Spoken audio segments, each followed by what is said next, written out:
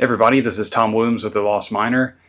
I'm going to do another episode on DIY toilet options for my off-grid glamping setup.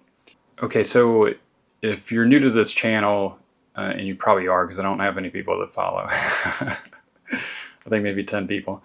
But early on, and this is still very early in the channel, I did a video on the system that I used on my first glamping site that I built. It was a composting toilet system using a barrel. And with this new glamping site that I've built with the dome that I have, we're using a Porta-Potty. Construction took a really long time, and we got to a certain point where we had to say we were done. And I went with the easiest option that was going to be the easiest, hassle-free for using the toilet. So I found where we're at in Terlingua, Texas. I found a vendor that services septic systems, and he also rents out porta potties. So this actually worked out really great. So in the first video I did, I evaluated my experience with the composting toilet, the current experience using the porta potty, and then the system that I want to try, which is one where it's basically you just make, you get a toilet seat mounted on basically a box, and then you've got a bucket underneath it with a bag. And so the bag catches everything, and then you put lime inside the bag, and then you just toss it out. So as I plan for our next build, which we're going to start in May, I've been looking at more options that I could potentially use. So I want to show you guys a couple. So one was that I found at this point, as I looked into it more, it's too expensive. So, but it's really interesting, and I like it. Maybe it'll be something I'll do in the future. And the other option was an idea I had, but also one of my neighbors, he kind of sent, it was something I was thinking about already, but one of my neighbors just recently, he texted me a picture of an RV toilet. And so basically the second thing I'm going to talk to you guys about is if I just built a bathroom and then just built it like you would, the same type of setup as you would have as an RV or maybe a boat, and then just have my same septic service provider that I use for the porta potty. Just go out there and pump it every now and then. So anyway, let's go ahead and get right into it. I'm going to show you guys first this toilet system. The first one that I want to talk about, and I've never seen anything like this before, and it looks like it's really good. I can't imagine anything really going wrong with this type of system, but it does have a high price tag on it. So this is the video right here. It's from Toilet Tech Sustainable. Well, it's from Sustainable Outhouse videos on the Toilet Tech Sustainable Outhouse system, and he says it's a toilet that was developed in France. It's distributed here in the U.S. There's national parks that use it, with thousands and thousands of people that use it. Just individual toilets of these every year, and just like they're really robust and can handle a lot of use. Or sawdust after each use. Different from other urine diverting toilets. So what they did in this, there is no small tube to aim for that can get plugged with toilet paper or other debris. Basically what they did is they built just a DIY outhouse. There is basically no stinky, scary hole that you have to sit over. Okay, so what you're seeing here is, as you can see, it looks like a toilet. Looking inside there, that's actually a conveyor belt. So the way it works is you just go to the bathroom like you would on a normal toilet, and any solids fall on the conveyor belt. All the liquids run off, and then they're diverted. There's a tube at an outlet at the bottom that diverts it outside into like a little, basically, trap. It's not like a septic tank or anything like that. Just like a little kind of trap out away from the outhouse or the bathroom, and then it just kind of, I guess, works similar to a septic system where it kind of just leaches into the soil. So there's a pedal on the side that you'll see where for each use, you just pedal it, and that conveyor belt goes out to the back, and there's a decomposition chamber out the back. So what they talk about in the video is the odors really aren't that bad because there's no urine mixed in with it. So, it's not much odor, and then, it's got an earth floor in the back where everything falls, and then so microbes and things like that naturally break it down anyway. And then the chamber, and you'll see it. It's he says I think it'll last like 20 something years before you have to figure out what you're going to do with that decomposed material. To dry flush the solids, all you do is step on the foot pedal. There you go. It's as simple as that. There's a scraper on the back, so I'll kind of click through this just to kind of show you a little bit more of how it works.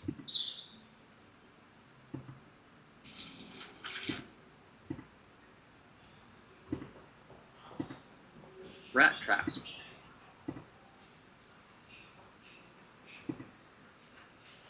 The cover of the decomposition chamber is split into two pieces.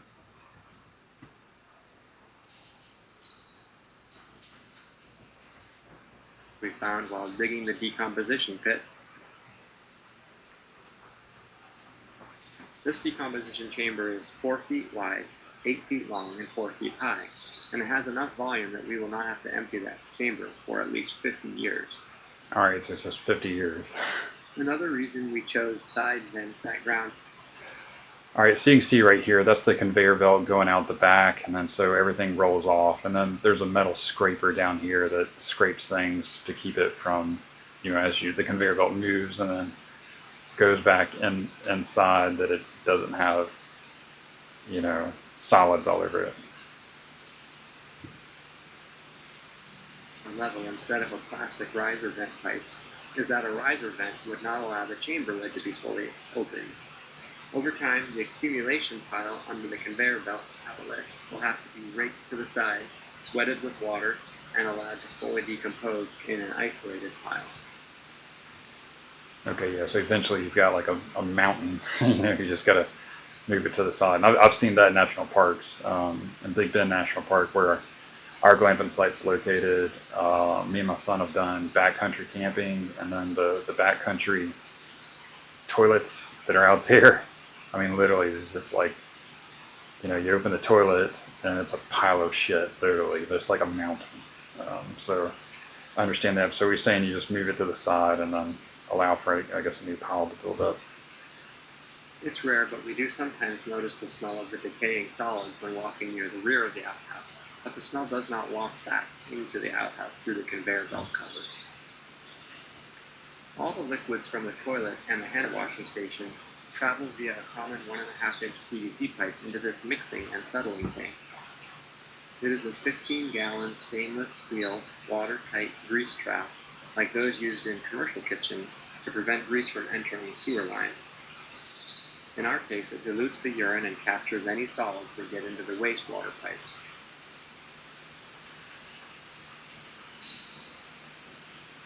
Okay, there you go. On the right goes through a strainer basket, then through 2 baffles, and finally out the curved pipe you can see on the left. From there it goes into 2 20-foot-long septic lines. The wastewater in the grease trap smells pretty bad, but there's a sealer on the top of the container that prevents odors from escaping. Okay. Urine-soaked feces, So on the there other you hand, see are how that responsible for the noxious smell the of grease trap Porta-Potties. looks like. The foot pedal is made to last. In fact, some of these toilet tech toilets are Listen installed to in national this. parks that get hundreds of thousands of users every year. That's one thing I like about it too. Is it's something you don't have to worry about. It's not going to break. So I like kind of. I love focusing on the communication with my glamping business and not having to worry about things breaking so much. So I try to do things as simple as you can, as possible, to avoid using things that are going to break. And this keeps the smell to a minimum. Okay. I was going to show how to clean it.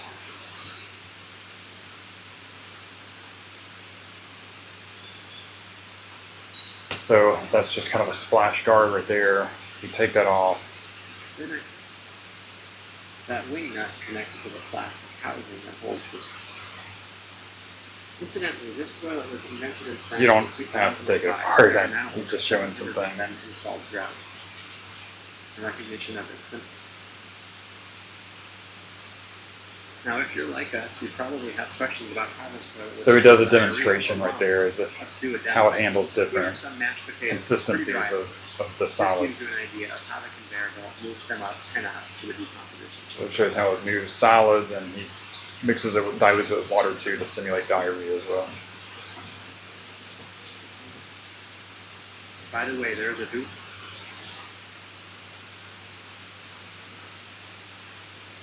Like I So the said scraper earlier, keeps all it you from have to coming do back is get the inside, waste and then to the every now and toilet then you seat, can and just the toilet will take care of wash it with water.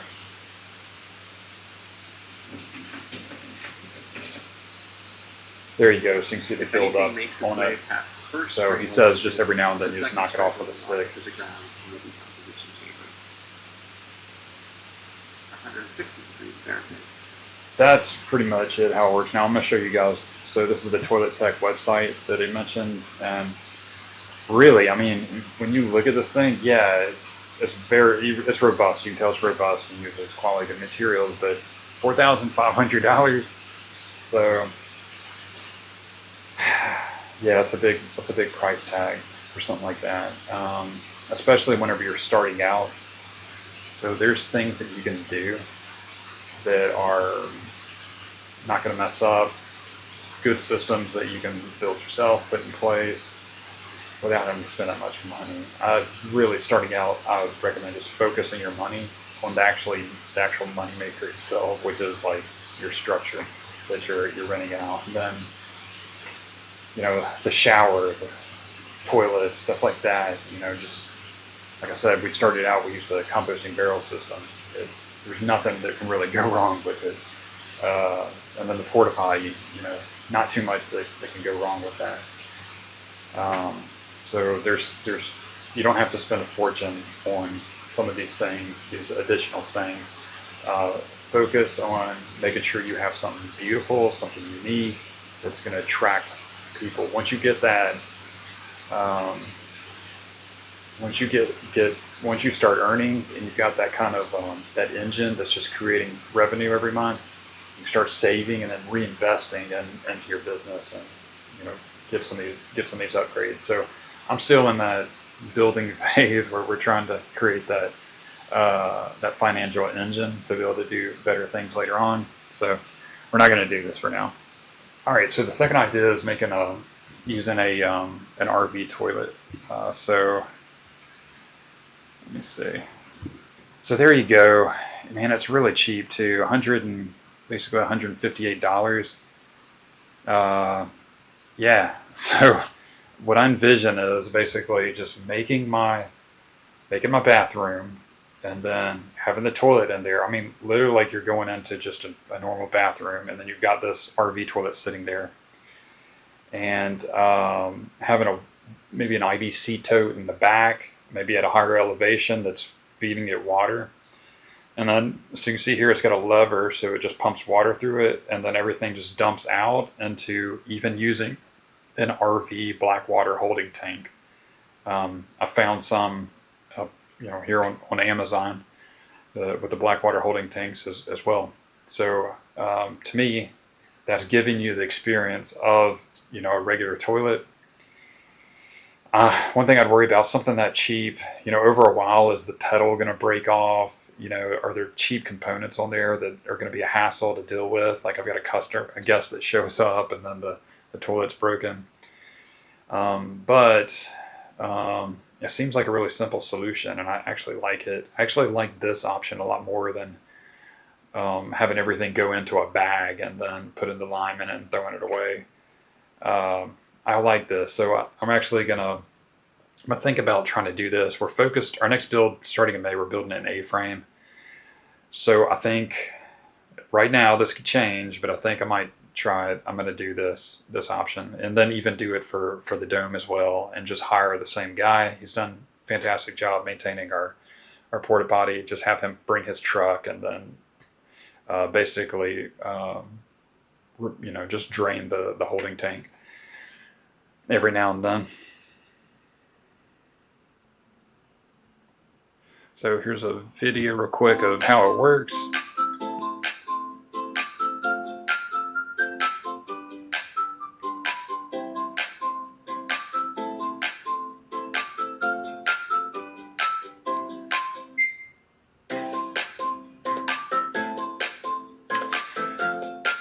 Seems pretty simple. Yeah, so, I mean, like I said, my only concern is that it's made of cheap materials, it's going to break.